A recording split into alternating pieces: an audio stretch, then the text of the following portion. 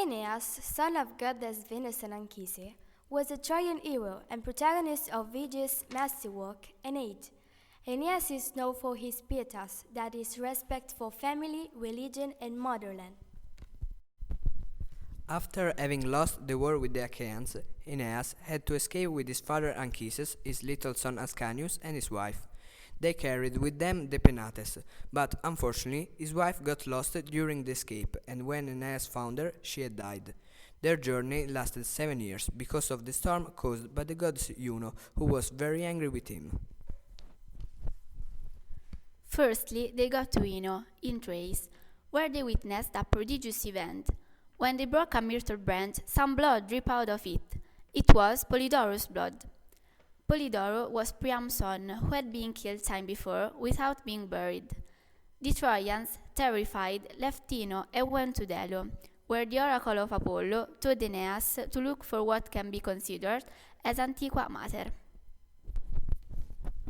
Anchises thought that Crete was the native land of their forefathers. Once in Crete, the Penates appeared in dream to Aeneas, revealing him the truth. They found out that Antiqua Mater was not Crete, but Italy. So they continued their journey, but a storm came and pushed them to the Astrophanes Islands, where they were attacked by the Harpies, monsters with women faces and bodies like birds. After that, they traveled to Epirus, where Aeneas met Andromache, Hector's widow who had married Helenus.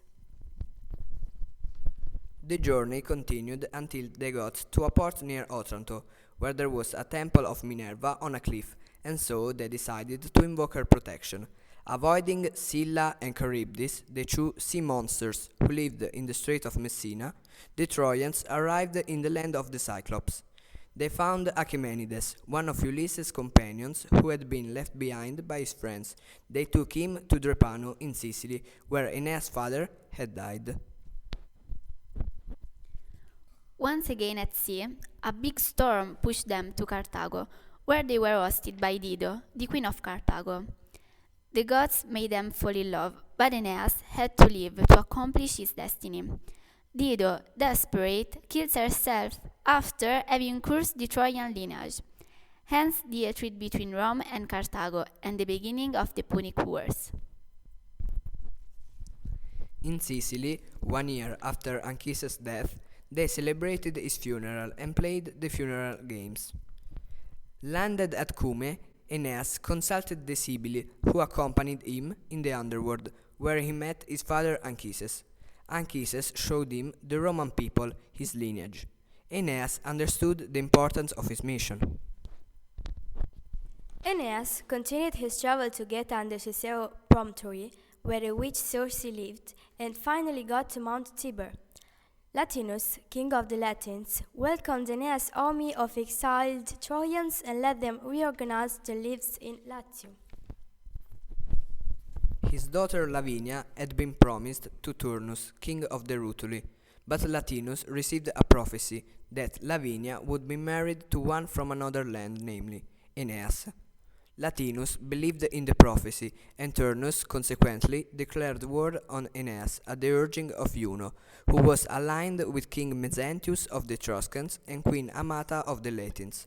Aeneas' forces prevailed, and his son Ascanius founded a new city called Alba Longa, which reigned on his descendants for many generations, until it came to the kingdom of Amulius, who had usurped the throne to his brother Numitor. He forced, finally, the only daughter of his brother, Rhea Silvia, to become a Vestal and then to make a vow of chastity, taking away the hope of becoming a mother. However, the god Mars fell in love with the girl and she became pregnant and gave birth to the twins Romulus and Remus. She ordered his guards to get the newborns to the river Tiber and leave them to their fate. The twins survived thanks to a she-wolf that nursed them. Romulus and Remus were found by a farmer, Faustolo, and his wife, Accalarencia. Once they became adults, they helped their grandfather Numitore to regain his throne by killing Emulio, their grandfather's brother. Romulus and Remus wanted to found a new city where they grew up, but they had to establish who would have been the king. So they started a fight.